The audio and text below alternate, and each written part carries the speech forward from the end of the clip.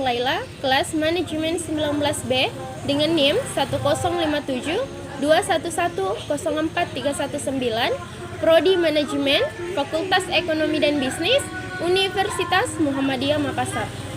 Nah, pada kesempatan kali ini saya akan membahas karakteristik perusahaan manufaktur dan struktur biaya.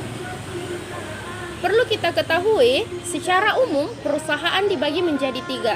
Yang pertama adalah perusahaan jasa, yang kedua adalah perusahaan dagang, dan yang ketiga adalah perusahaan manufaktur.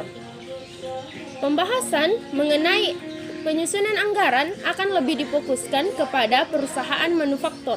Mengapa demikian? Karena perusahaan manufaktur ini memiliki beberapa ciri yang berbeda dengan perusahaan jasa maupun dengan perusahaan dagang. Ciri-ciri khusus tersebut berkaitan dengan jenis penyediaan maupun jenis dan struktur biaya. Nah, jenis penyediaan di perusahaan manufaktur ini terdiri dari 3 bagian. Yang pertama adalah penyediaan bahan baku, yang kedua adalah penyediaan bahan dalam proses, dan yang ketiga adalah penyediaan bahan jadi. Selanjutnya, saya akan membahas mengenai jenis dan pengelompokan biaya. Nah, jenis dan pengelompokan biaya terdiri dari 5 bagian. Yang pertama adalah biaya bahan baku. Nah, biaya bahan baku ini adalah biaya-biaya yang dikeluarkan untuk membeli bahan baku yang digunakan untuk menghasilkan suatu produk jadi tertentu. Nah, yang kedua adalah biaya tenaga kerja langsung. Nah, biaya tenaga kerja langsung ini adalah biaya yang dikeluarkan untuk membayar pekerja yang terlibat secara langsung dalam proses produksi. Nah, yang ketiga adalah biaya overhead. Biaya overhead ini adalah biaya-biaya selain biaya bahan baku dan biaya tenaga kerja, namun dibutuhkan dalam proses produksi. Nah, biaya overhead terbagi menjadi 3 bagian. Yang pertama adalah biaya bahan baku penolong, dan yang kedua adalah biaya tenaga kerja penolong, dan yang ketiga adalah biaya fabrikasi lain. Nah, kita masuk ke bagian keempat adalah biaya pemasaran. Nah, biaya pemasaran ini adalah biaya yang dikeluarkan perusahaan untuk mendistribusikan barang dagangannya hingga sampai ke tangan pelanggan. Dan yang terakhir, yang kelima adalah biaya administrasi dan umum. Nah, biaya administrasi dan umum ini adalah biaya yang dikeluarkan secara keseluruhan untuk urusan operasi kantor.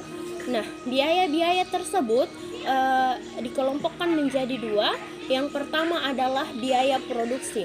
Nah, biaya produksi ini mencangkup 3 bagian. Yang pertama adalah biaya bahan baku, yang kedua adalah biaya tenaga kerja langsung, dan yang terakhir adalah biaya overhead. Nah, yang kedua adalah biaya operasional atau komersial. Nah, biaya operasional atau komersial ini mencangkup 2 bagian. Yang pertama adalah biaya pemasaran, dan yang kedua adalah biaya administrasi dan umum. Selanjutnya saya akan membahas tentang perilaku biaya. Nah, perilaku biaya ini terbagi menjadi 3 bagian. Yang pertama adalah biaya variabel. Nah, biaya variabel adalah biaya yang akan berfluktuasi sejalan dengan perubahan tingkat aktivitas perusahaan. Tingkat aktivitas berupa volume produksi, volume pemasaran, jumlah jam kerja, dan aktivitas yang lain. Yang termasuk dalam kelompok ini adalah biaya bahan baku, biaya tenaga kerja langsung, sebagian biaya overhead, dan sebagiannya lagi adalah biaya pemasaran. Nah, yang kedua adalah biaya tetap. Biaya tetap ini adalah biaya yang relatif tidak akan berubah walaupun terjadi perubahan tingkat aktivitas dalam waktu tertentu.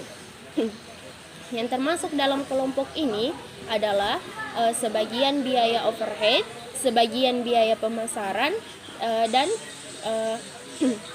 dan biaya administrasi dan umum. Dan yang terakhir adalah biaya yang terakhir adalah biaya semi variabel. Nah, biaya semi variabel adalah biaya yang sebagian mengandung komponen variabel dan sebagiannya lagi mengandung sifat tetap. Demikianlah hasil